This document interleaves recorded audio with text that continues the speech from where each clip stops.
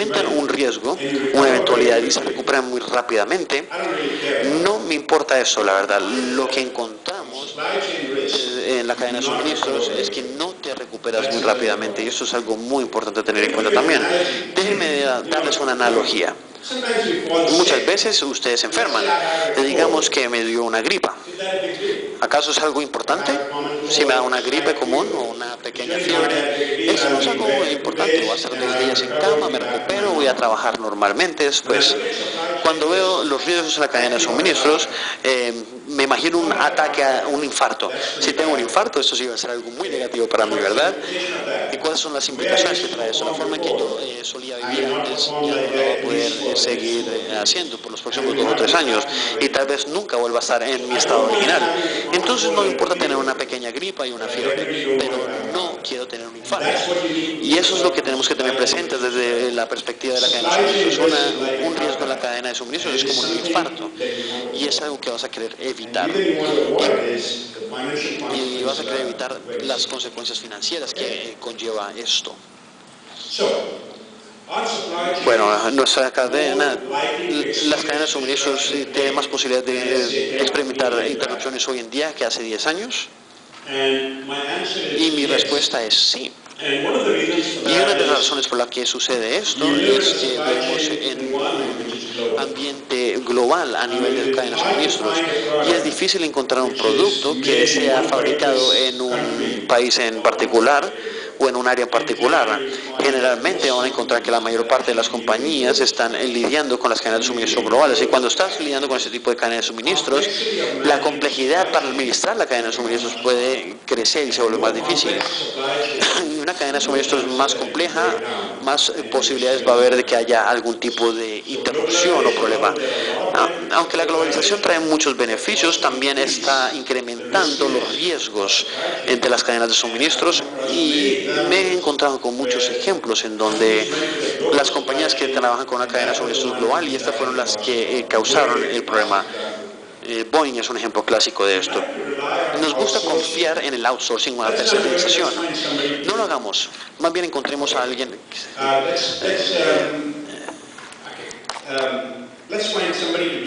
para que haga esto y aquí estaríamos confiando en el outsourcing o tercerización y eso es una buena estrategia, pero una vez has comenzado a hacer la tercerización vas a perder control y no necesariamente vas a tener control.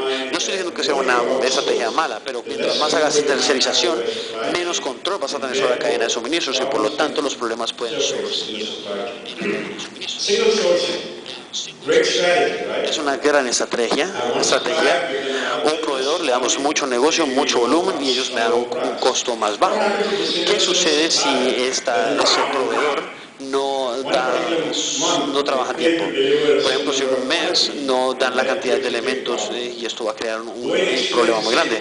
Boeing tuvo un problema similar. Muchos de los proveedores son un single source, querían alta calidad y una cantidad X de números de productos en un tiempo determinado y no obtuvieron esto. Entonces piensen bien, el single sourcing sea lo adecuado para ustedes. No estoy diciendo que ustedes tienen que ir a tener varias fuentes, varios suministros, pero si es en single sourcing de un componente crítico, esto va a aumentar el riesgo en la cadena de suministros. O también la pereza dentro de la cadena de suministros. Un caballero antes de mí habló sobre la eficiencia. ¿Qué hace la eficiencia? Toma la pereza y la elimina del sistema. Mejora los inventarios, no quiero que los productos sean enviados en el momento en que lo necesito, no quiero tener extra capacidad. Si ustedes eliminan la pereza del sistema, si algo sucede, va a ser muy difícil de lidiar. Yo tuve esta experiencia cuando viajaba, daba muy poco tiempo entre la salida de mi avión y la llegada al aeropuerto porque no quería perder tiempo y por eso perdí muchos aviones. Lo que hago es que le doy más tiempo de partida.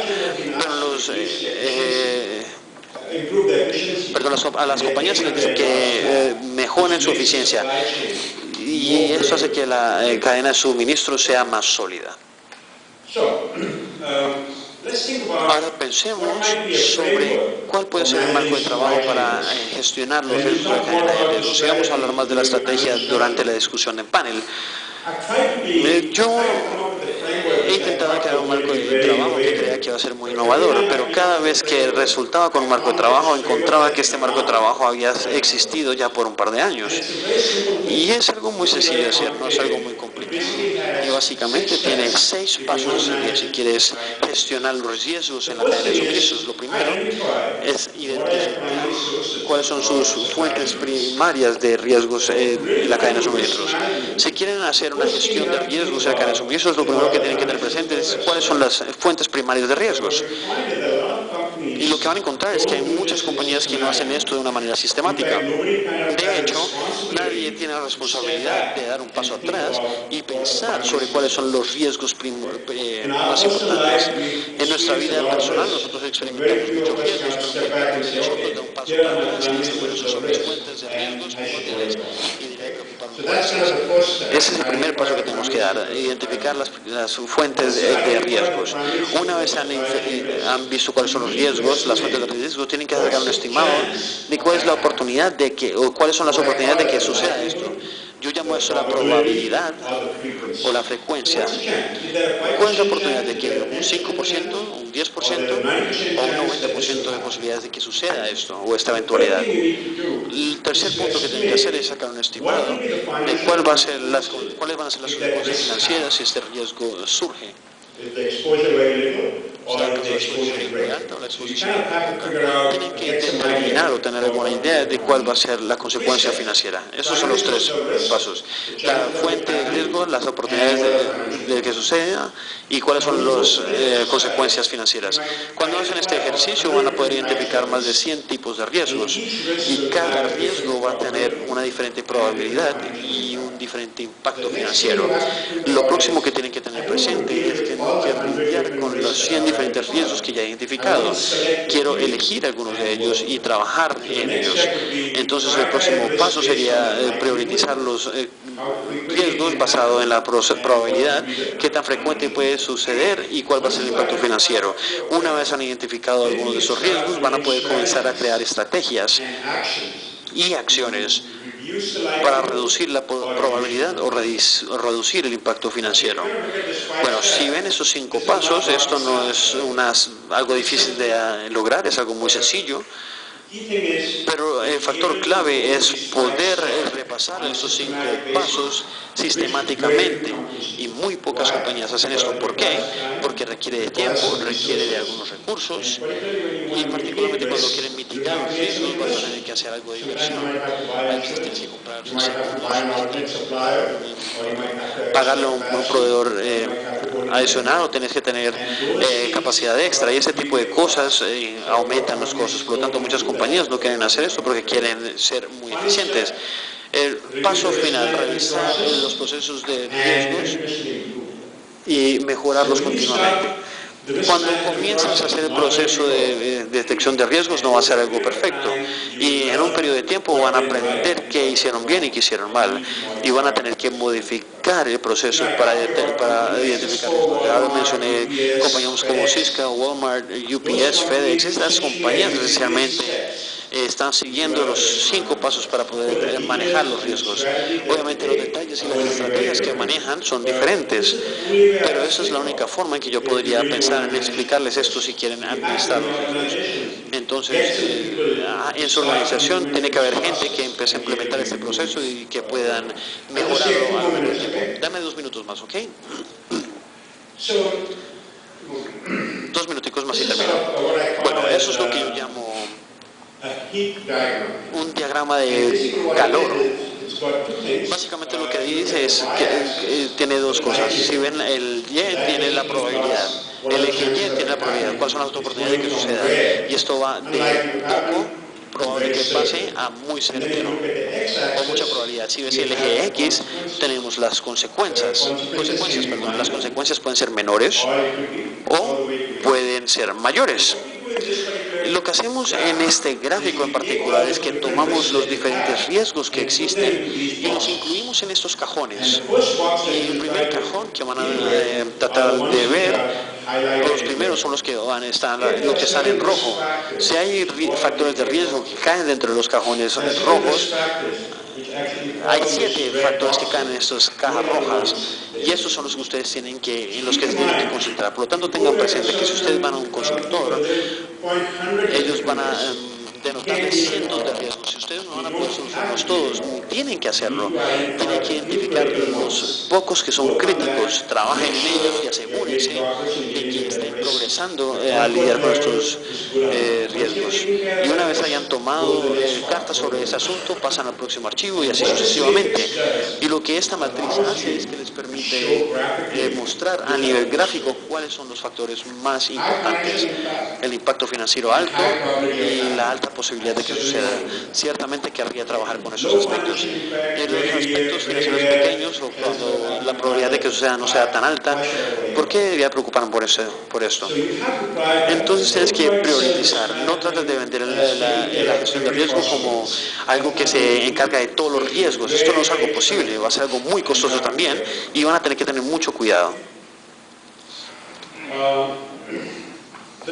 Bueno, el próximo paso, una vez has pasado por todo este proceso, y vamos a hablar sobre la estrategia durante la discusión en panel, es hacer una revisión del proceso de riesgos.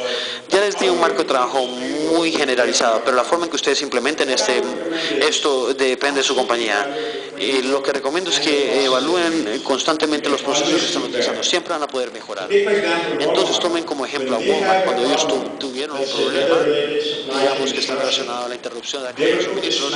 Ellos van a empezar a trabajar con el plan y se van a encargar del problema. ¿Y cómo pueden encargarse del problema? Ellos van a regresar y van a decir, bueno, vamos a ver qué hicimos bien, qué hicimos mal, y ahora vamos a modificar nuestro proceso para encargarnos del problema. Entonces, eso es un aspecto muy importante, porque su proceso inicial de gestión de riesgos no va a ser el mejor de todos. Por lo tanto, tienen que mejorar continuamente en este aspecto.